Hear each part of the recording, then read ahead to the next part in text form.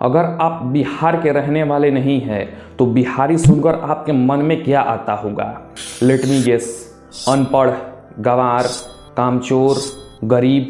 शायद आप ऐसा ना सोचते हो, पर इसमें कोई डाउट नहीं कि अधिकतर लोग एक बिहारी के बारे में यही विचार रखते हैं। यहाँ पर सवाल यह है कि कभी पूरी दुनिया का एजुकेशन हब कहे जाने वाला और आज की डेट में दुनिया का तीसरा टफेस्ट एग्जाम यूपीएससी को मोस्ट क्वालिफाइड कैंडिडेट देने वाले राज्य के लोगों को इलिटरेट और गंवार कह के बुलाया जाता है। क्या है इसका कारण? कारण तो वैसे बहुत है, पर आज हम कुछ प्रमुख कारणों पर नजर डालेंगे।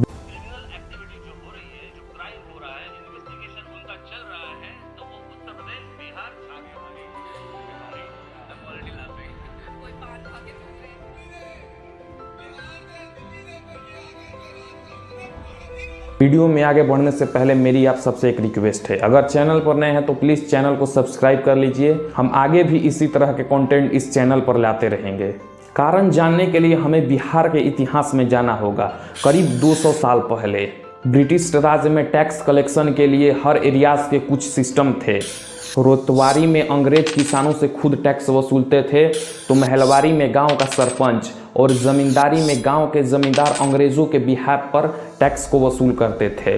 बिहार में ज़मींदारी सिस्टम को फॉलो किया जाता था, जिसके तहत टैक्स किसानों के आउटपुट के हिसाब से नहीं बल्कि एक फिक्स्ड अमाउंट के रूप में लिया जाता था। तब बिहार का मोस्टली पॉपुलेशन एग्रीकल्चर पर डिपेंडेंट था और उन दिनों एग्रीकल्चर टेक्निक उतनी डेवलप नहीं थी, जिसके वजह से कई बार फसल का नुकसान हो जाता था।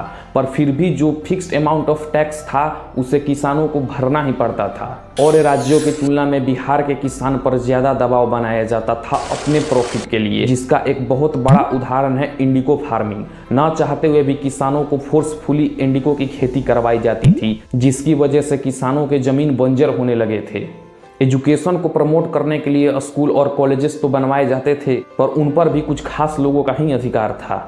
इससे आप अंदाजा लगा सकते हैं कि बिहार की हालत आज़ादी से पहले ही खराब होना स्टार्ट हो चुकी थी। आज़ादी के बाद भी बिहार के एजुकेशन सिस्टम पर कुछ खास काम नहीं किया गया, जिसका एक बड़ा कारण हो सकता है वहाँ का पॉलिटिकल इनएस्टेबिलिटी। पिछले 72 साल में बिहार में 23 बार चीफ मिनिस्टर बदल चुके हैं और 5 बार राष्ट्रपति शासन लागू हो चुका है। अगर इन 6 को छोड़ दे तो बिहार का अभी तक कोई भी चीफ मिनिस्टर अपना टर्म भी पूरा नहीं कर पाया है। अब आप सोच सकते हैं कि इस कंडीशन में बिहार कैसे ग्रोथ कर सकता है। बिहार में एजुकेशन पर काम हो या ना हो, पर एजुकेशन के नाम पर वहाँ पर बिजनेस जरूर शुरू हो चुका है। बिहार में गवर्नमेंट जॉब का एक अपना क्रेज है और जॉब के लिए स्टूडेंट्स को चाहिए degree.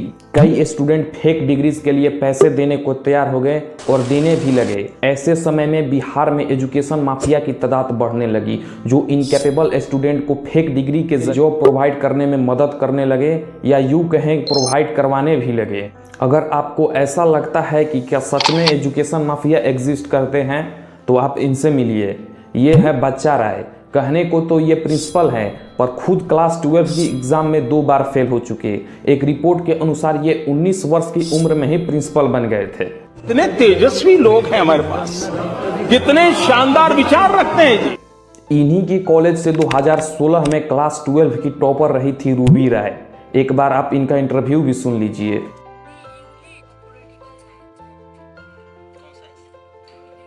Once more, once more, once more. Cheating को भी आप एक लेवल तक टॉलरेट कर सकते हैं, पर चीटिंग और एजुकेशन माफियाओं के हेल्प से बिहार का टॉपर बनना, ये बिहार के एजुकेशन सिस्टम पर सीधे सीधे क्वेश्चन मार्क की तरह है, जिसे लेकर बिहार सरकार ने कुछ काम भी किए। जैसे बिहार स्टेट बोर्ड देश का पहला स्टेट बोर्ड बना जिसने एग्जाम को स्टूडेंट के आधार से लिंक करवाया, ताकि चीटिंग को कम किया जा सके। और साथ ही स्टेट बजट में एजुकेशन पर खर्चे को और बढ़ाया और एजुकेशन माफियाओं के खिलाफ एक स्पेशल टीम की गठन की।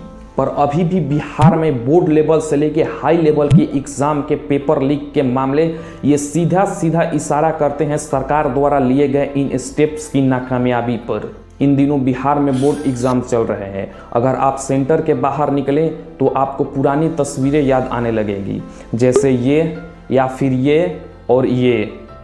इससे यह साफ जाहिर होता है कि हमारा बिहार अभी और सुधार मांग रहा है। कब तक हम नालंदा विश्वविद्यालय का हवाला देकर कहेंगे एक बिहारी 100 पे भारी। आई थिंक हमारे पास प्रेजेंट में भी कुछ होना चाहिए, क्योंकि अभी जो है वह सफिशिएंट तो नहीं पर क्वेश्चनेबल जरूर है। अगर वीडियो पसंद आई हो तो वीडियो को लाइक कर दीजिए और ऐसे इंटरेस्टिंग वीडियोस के लिए प्लीज चैनल को सब्सक्राइब कर लीजिए। मिलते हैं अगले वीडियो में।